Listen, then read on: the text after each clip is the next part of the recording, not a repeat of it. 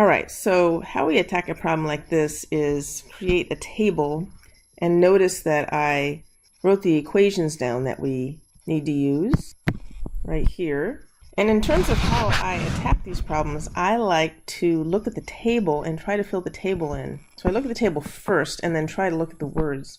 Sometimes if you look at the words first, it's harder to figure out where everything goes.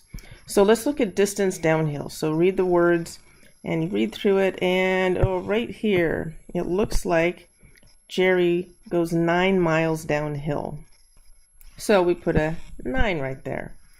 Then, what about the level ground? Okay, so let's figure out where that, here it is. 2 miles is on level ground. So we're going to put a 2 in the distance for level ground.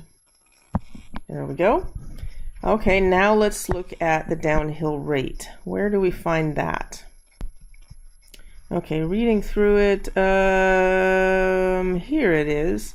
She runs 4 miles per hour faster downhill than she runs on level ground. So they didn't actually give us a rate, so we're going to have to use a variable.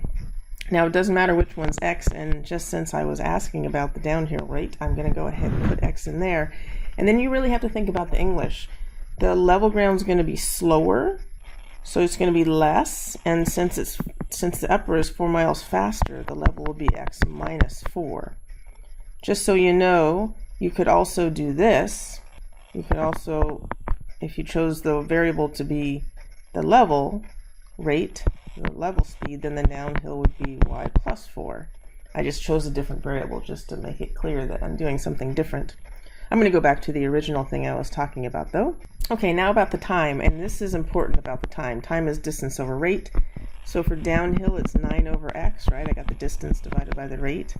For level, it would be 2 over x minus 4, and the equation is going to be about the time. So we need to read the problem again, find the information about the time, and here it is. She jogs 1 hour each day. So the key thing there is if we add the times together, we end up having 1 hour.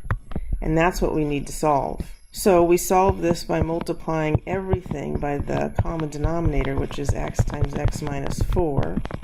X times x minus 4. And the nice thing is now we can cancel. The x's cancel, the x minus 4's here cancel, and of course nothing cancels on the right hand side, so now let's simplify.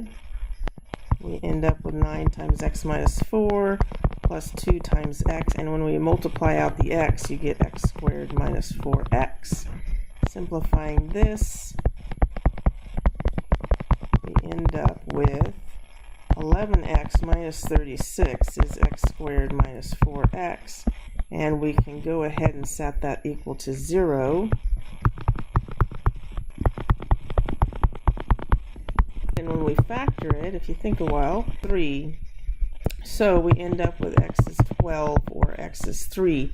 And maybe both of them work, but if you think about 3, it doesn't work right here because level ground would have a negative speed, which means Jerry's running backwards, which doesn't make sense. So we're going to go ahead and cross that one out. And so the answer would be x equals 12. And then you've got to be careful because the question is, what rate does Jerry run on level ground, which is this guy. So they're actually looking for x minus 4, which is 12 minus 4, which equals 8 miles per hour.